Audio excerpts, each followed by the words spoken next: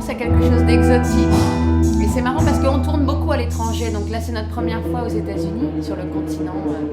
Mais on a tourné beaucoup en Asie. On a été en Chine, au Japon, dans l'Asie du Sud-Est, en Birmanie, enfin des contrées assez lointaines finalement pour notre langue française. Et en même temps, j'ai l'impression que les gens qui s'intéressent à notre musique, c'est des gens qui s'intéressent au français, c'est des gens qui s'intéressent à la poésie, aux auteurs. Alors, ils s'intéressent forcément à ce qu'on raconte aussi. C'est difficile de savoir à l'avance ce qui va toucher. J'espère que c'est l'ensemble de ce qu'on fait, et les mélodies, et nos voix, nos arrangements, et notre manière d'être sur scène, enfin voilà, qui nous sommes. Et puis peut-être que parmi ceux qui auront été séduits par ça, peut-être que certains auront envie de savoir ce que racontent les textes. On aime les paradoxes et il y a quelque chose d'extrêmement sophistiqué dans notre façon de nous présenter. C'est vrai qu'on porte des robes à paillettes sur scène, des chaussures à talons avec des talons de 12 cm, des perruques, que nous sommes maquillés, qu'il y a une mise en scène, et à la fois ce qu'on raconte est tellement notre vérité. Ce sont des choses qui nous arrivent, ce sont des choses que l'on ressent, ce sont nos blessures, ce sont nos joies, ce sont nos émotions très pures, sans aucune... rien n'est triché.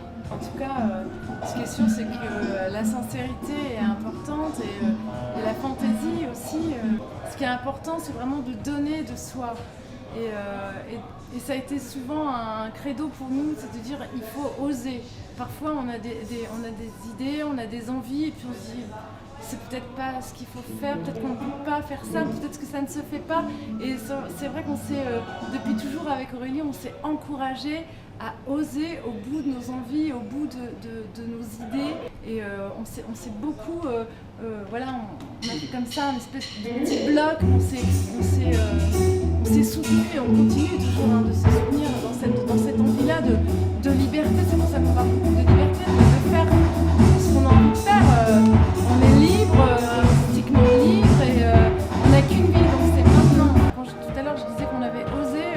C'est vrai qu'il y a eu, par exemple, cette question, est-ce qu'on met cette chanson, est-ce qu'elle n'est pas un peu à part, mais oui.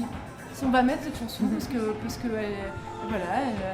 elle fait partie de nous, on est cohérente, elle est importante, elle nous touche. Parfois on est gay, parfois on est triste, parfois. Voilà, on a le droit d'être tout ça à la fois, on ne fait pas qu'un style. Donc ça ne nous pose pas du tout de problème à nous, en tout cas, et on l'assume. Et puis il y a quand même un fil conducteur à tout ça, c'est nos voix.